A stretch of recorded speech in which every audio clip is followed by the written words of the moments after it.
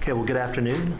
My name is Tony Emerson, and I'd like to call to order this meeting of the Policy and Finance Committee. If the members of the committee would please introduce themselves.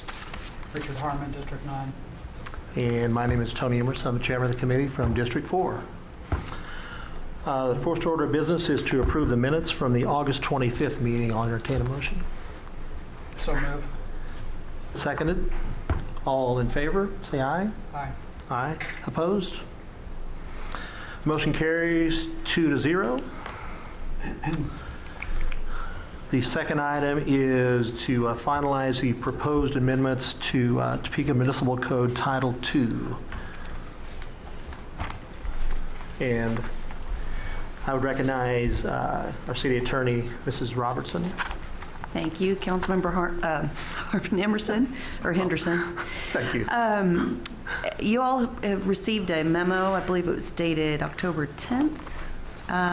It goes over the very few changes that were suggested or recommended or asked about by a fellow council member. And staff is recommending that 3 changes be made based upon those comments.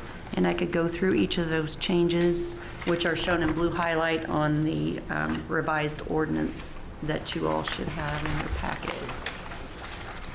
If you'd like me to do that. Sure, please. Okay. The first change would be at the very, very bottom of page 3. It starts on line 74. It's under the oath section. Basically what we've talked about doing here and what we recommend from a staff perspective is deletion of the references to the specific statutory provisions and just replacing that with state law, so that in the event at some future point in time that a statute is repealed or revised or changed in some way, that we don't have to go back in and change the specific numbers and try to track all of those. So we're recommending replacement with state law. Okay.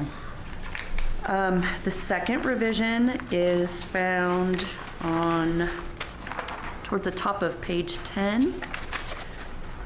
It's at lines 215, I guess just one line, 215. This makes reference to the city clerk posting the personnel code on the public website. Right now it's posted on the intranet, which all city employees have access to, but this would require that the clerk post it on the main website of the city. So constituents would be able to pull it up if they needed to do so. Okay. That's right. Okay. Then the last recommended provision by staff, oh gosh, I think I missed my tab. Top of page 16, I believe. It's 16. Thank you, because I pulled my tab off. Yep. Page 16, the very top lines 353 through 356. This just clarifies a little bit more what the Director of Neighborhood Relations is responsible for doing. So as revised, it would read, the city manager designates the Director of Neighborhood Relations or designee as the enforcing officer for purposes of administering the state's unsafe or dangerous structures or abandoned property law and the city's property maintenance code. The former reference to the state's and then the title of the law, again, gets back to deleting references to specific statutory numbers. And then we added the reference to the city's property maintenance code in there as well, because she's also responsible for that. And that was the end of the 3 changes that staff was recommending since the, I think, July 18th meeting. Everything else remains the same. Yes, ma'am. Yes, sir. Thank you. I guess this question goes both to Lisa and to Braxton. There are 2 memos. One is dated October 9th from Legal Department, and then memorandum dated October 12th from Director of Utilities. Did both of those pertain to this agenda item? Title II? No, Lisa's memo, the earlier one, related to the Title II, and my memo pertains solely to the Title 13. Okay, thank you. Thank you, Braxton. So, Lisa, then, the 3 changes that you just discussed, they are not included in your October 9th memo? Or are they? They are. They are? Okay. The October 9th memo discusses several issues that were brought up, and staff recommended changing 3 provisions contained in the code based upon those items that were brought up.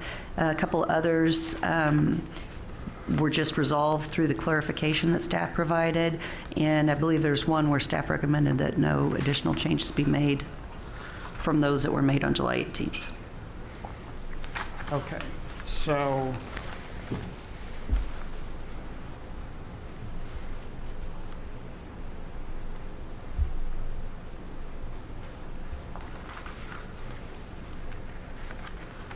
For instance, if you start on that October 9th memo, and you'll see in the middle of the first page, lines 50 to 51, there was reference to what the Director of Finance needed to provide in the way of collective bargaining or through a memorandum of agreement, and staff is recommending that no changes be made. So therefore, I didn't okay. hit upon any revisions to the proposed ordinance. Oh, There should be a staff recommendation made after each one of these little items. okay. So the only changes from when we passed this out in August, the only changes are the 3 That I just went over. that you just explained. Correct. Okay, thank you. With that being said, I'd make a motion to incorporate the changes, the 3 changes that were articulated by the city attorney into this ordinance. And I would second that motion. All in favor? Aye. Aye. Opposed? Motion passes 2-0.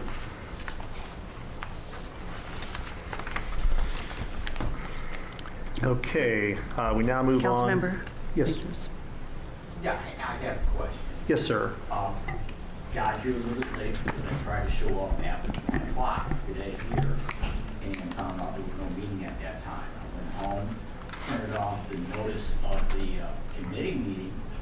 Oh, I'm sorry, sir. Would you mind coming over to the microphone? Sorry, so we can hear you.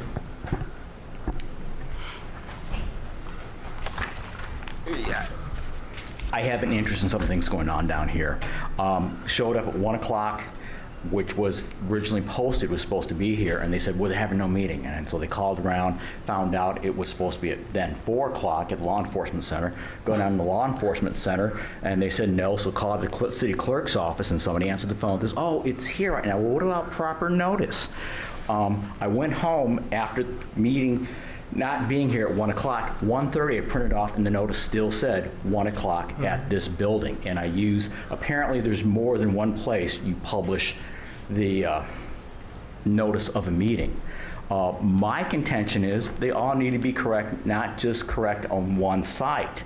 Therefore, have we met the requirement of giving proper notice for this meeting even to take place? That is my contention, and I would say no, but that's my opinion up here. Sure, sure. Thank you, sir. And I am sorry for that inconvenience. Was there something on this last item that you wanted? Not this last item. I was concerned about number 5, what's really going on there. I did call the city attorney's office, which called me back, and I got a real ambiguous answer. I'm not sure where they're going on that. Oh, are you speaking about the licensing requirements? I am. Okay. And I think we talked, and I had indicated that that may be placed on the agenda or discussed, and it may not. Just depends on whether or not we got everything done we needed to get done. And we were able to place it on, and I don't know that the committee will entertain a discussion or not. Fine. I said what I wanted to say, and I'll hear Okay. what if that comes up. Okay, Thank good you. deal. Yeah. Thank you, sir. So next we move on to finalize the proposed amendments to Topeka Municipal Code Title 13, which is the utilities. And similar to Title II that we just looked at, this committee had passed out at our August meeting this ordinance. However, a council member had a question on a number of items, and they were mostly very innocuous changes, mostly words. For instance, changing utility to utilities, just some cleanup of language. And Mr. Harmon, I don't know if you've have a chance to review those changes and the memo from Mr. Copley. Have any questions?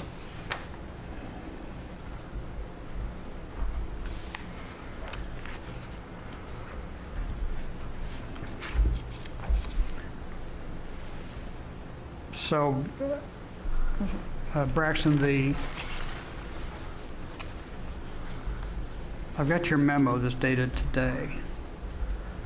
Then are the changes that you're okay with, they're highlighted in yellow in this? Yes, sir, they're reflected in yellow in that amendment. The other questions that came up, I provided an answer to, and there were a handful of those that I thought were actually excellent suggestions and agreed that those amendments should be made. What's reflected in the yellow highlight are the incorporation of those changes that I agreed to and thought strengthened the ordinance. Okay. So you're okay with everything that is Yes. marked in yellow? Yes. Okay. Braxton, if I could ask one thing. I understand that we've reached out to industrial users regarding the EPA changes and that stuff. Can you tell me what the feedback has been from them? Most of the users did not respond. We have 18 industrial users that are permitted under our industrial permit. 2 of those did reach out. One of them I sat down with and went over the changes. The other had basically just a technical question that our staff was able to answer, and they were fine with that. So I believe that we have reached out. We provided them with instead of providing them with the 110-page ordinance, expecting them to wade through it, we provided them with a summary of that.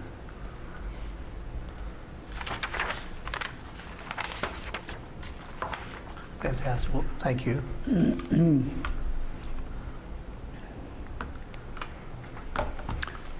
I would make a motion to amend Title 13 to reflect the changes that are highlighted in yellow. Thank you. I would second that motion. All in favor? Aye. Aye.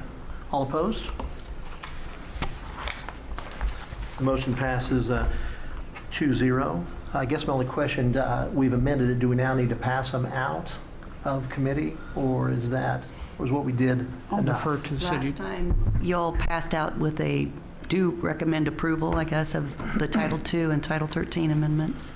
And I think you referred it to a date specific, which was October 17th. Which is this coming meeting, So yeah. it'll be on the agenda as an action item on the 17th. So do we need a specific motion on each of these? Then? I would do it 2 separate motions, one for Title II and one for Title 13. Mr. Harmon, would you mind? Yes, I would make a motion to recommend to the full council a do pass or do adopt the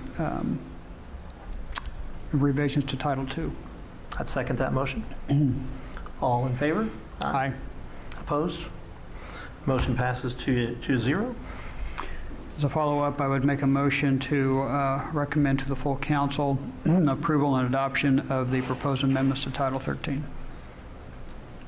I will second that motion. All in favor? Aye. Aye. Opposed? Okay, that motion also passes 2-0.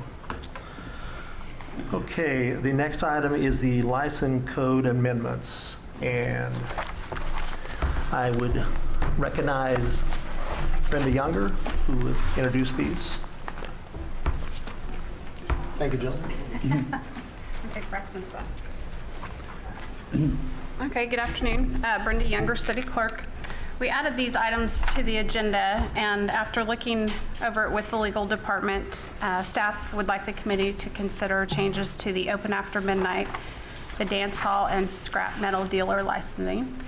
So the open after midnight license requires, according to code, is a license for all retail businesses selling between midnight and 6 a.m. The police chief investigates and recommends approval to the governing body, and the license expire on March 31st and may be renewed.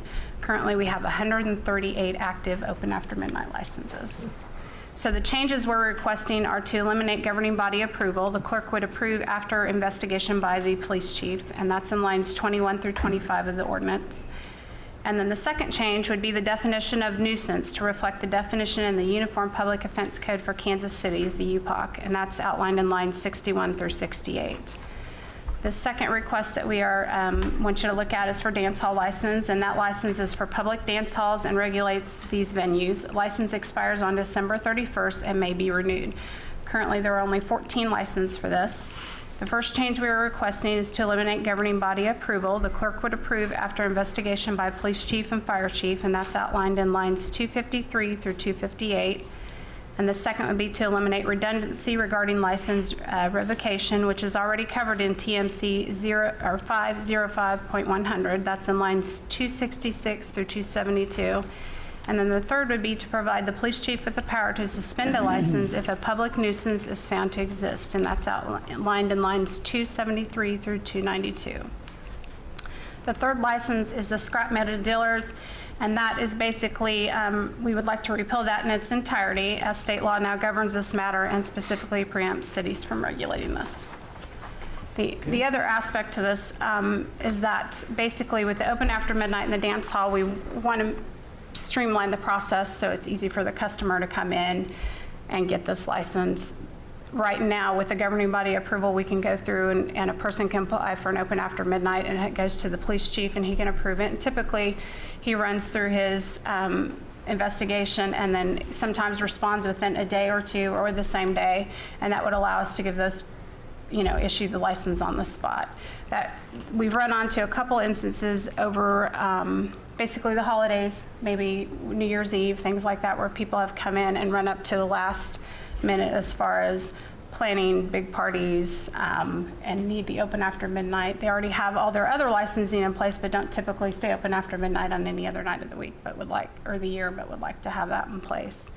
And then the dance hall, basically they have to run through full inspections on that, but typically they'll run up to the end on that also. And with governing body meetings only being 3 times, the first 3 Tuesdays, and sometimes 2 times a month, it does run into problems with some of them. So if you have any questions, let me know. Brenda, how many, you mentioned this, I just didn't write it down. How many open after midnight?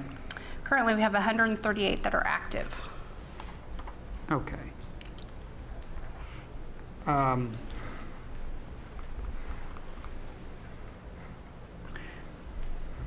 Have we were denied, if I can follow up, Your Honor? Yes, please. Speak freely.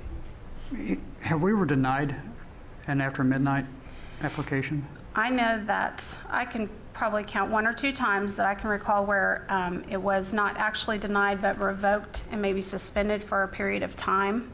And they typically will work directly with the police department on a plan to improve whatever's going wrong with the establishment, and then it's usually reinstated. Okay. Same question on the dance hall. Have we ever, I don't recall in 12 years ever. I don't recall ever either, and I can tell you that both of these code requirements date back to the early 80s. So they have not been looked at since then, and so. Your Honor, is this the time to ask questions about this, or do we want to defer this to another meeting, or what's the chair's? I guess my only thought was, obviously, I mean, this is not something we can consider at the next council meeting anyway. And especially finding out about the public notice maybe wasn't, this may be something that the public might want to weigh in on. I don't know whether or not we get any comment on this, but I would hate to deny people the ability to do that. Well, yes, I was not.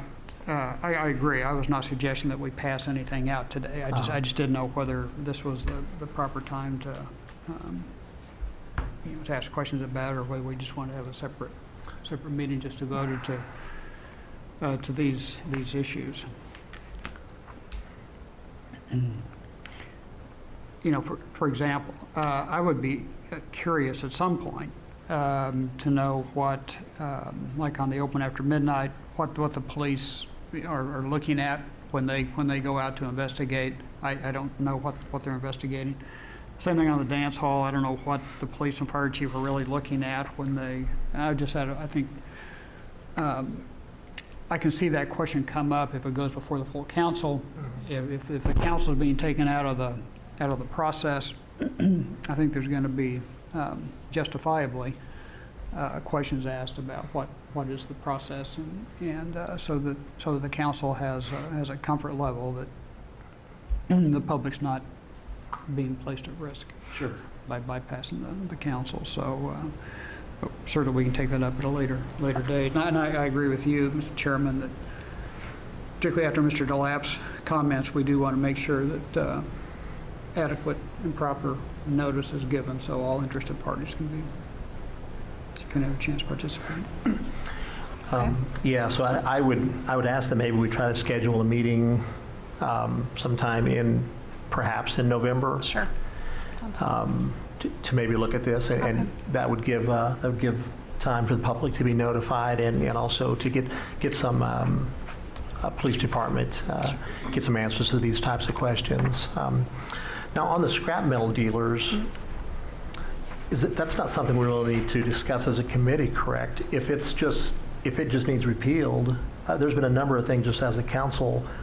You know, like with state law with handguns, we just repealed the ordinance because state law, correct? Correct. We could place it on an agenda at an upcoming meeting and just recommend that it be repealed because the state's basically preempted our ability to do anything with regard to scrap metal, so. Yeah, if it's the same as, you know, the other things that have happened, I think that's kind of been our pattern. If state law preempts it, we've just been repealing them, unless there's a distinction. No, I think that's the appropriate way to handle it, is to just put it on a governing body agenda. With respect to the licenses, would you prefer discussing that initially at a committee meeting, or would you rather it go as a discussion item at a council meeting and just move forward in that respect? Mr. Harmon, your thoughts? Well, I mean, it's going to need to be discussed at council regardless.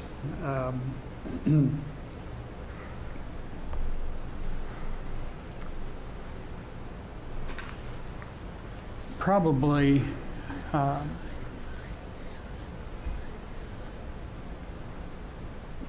we need to have it discussed by the governing body, and then if the governing body wants some work done on a committee level, we could refer it to the committee. It's a fairly straightforward policy change. I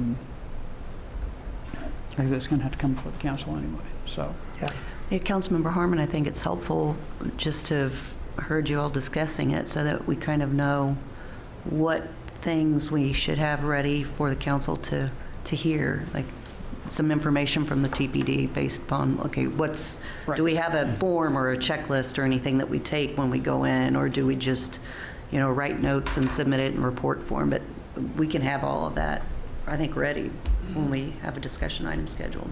I think it's been helpful, at least, to talk through it a little bit.